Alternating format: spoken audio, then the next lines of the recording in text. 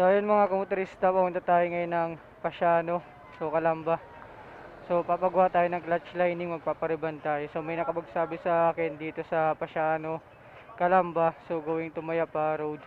So meron daw nagre-reban dito ng clutch lining, so brake pad and brake shoe. So pupunta tayo ngayon para magpariban ng clutch lining and ng ating brake pad sa unahan na preno.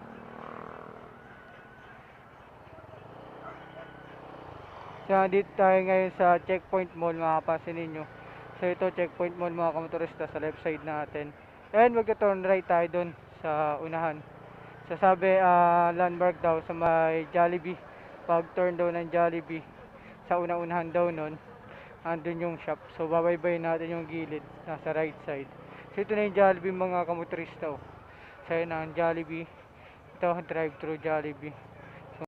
Chowking ito and Jollibee yung katabi ayun sa kabilang side.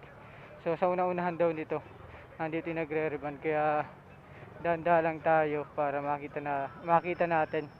Nasa right side daw mga kamotorista eh. So check din natin yung presyo kung magkano ang pariban. Syempre para ma-update kayo mga kamotorista. So tatanungin natin yung presyo. So dahan-dahan tayo dito. Uy, lalim nun ah. So nasa right side lang daw paglagpas. So ito, nakausad na tayo. Bahaw. Check natin.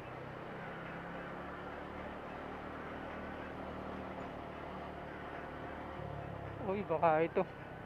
Ayun. Kita ko na mga kamotorista.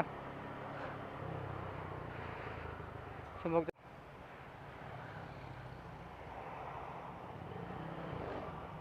turn left tayo ngayon, nandun yung nagre-reban sa kabilang side.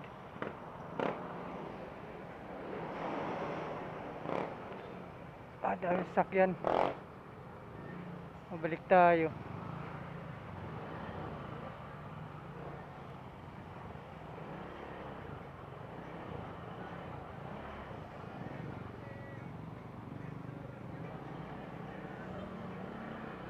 Ito lang siya mga kamotorista.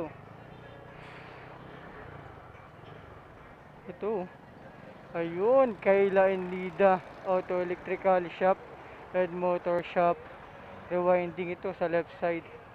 Tatanungin natin kung dito yung re-reban ng clutch lining. Tanungin natin mga offer nila.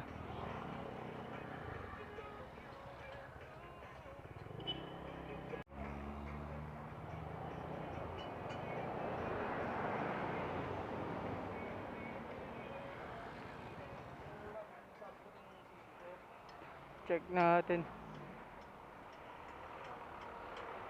Ito nga. Ito na yung shop mga kamotorista. Kuya, dito ba yung nagre-reband ng mga clutch lining? Nagre-reband ng clutch lining? Oo. Sa kabila, sir? Thank you po. Sa kabila daw mga kamotorista. Ayun! Clutch lining, mayroon para makita. Ayun o. Kita ko ng mga kamotorista. So yun siya. Ito na mga kamotorista, kaya pala mayroon makita.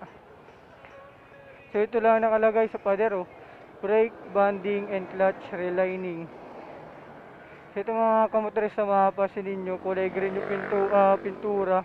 And dito yung may parking dito sa right side na malaki ito. So walang pangalan yung shop. Tanong natin. Meron pala sa taas. Car, brake, and clutch trading.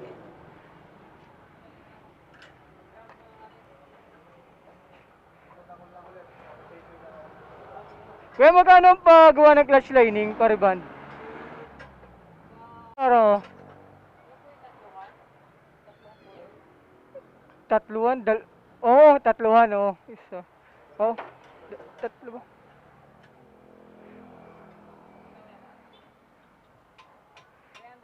300. Sama na yung kalas doon, pakalas. Ay, di kayo nagkakalas? Ay, hindi. Sa shop? Tapos brake pad, nagagawa rin kayo. Kailangan kalas na rin. Ah, okay. Magkano pag... Ah, okay. Pag yung preno sa likod naman kuya, yung brake shoe, 80. Pero kailangan kalas na. Ako po. Kung pupunta kayo dito, di pala sila nagkakalas. Kailangan kalas na. So ito yung shop nila. So brake banding and clutch relining. So dito lang along the highway paglagpas ng Jollibee. Kaso di sila tumatanggap ng hindi kalas. Kalas na pala dapat.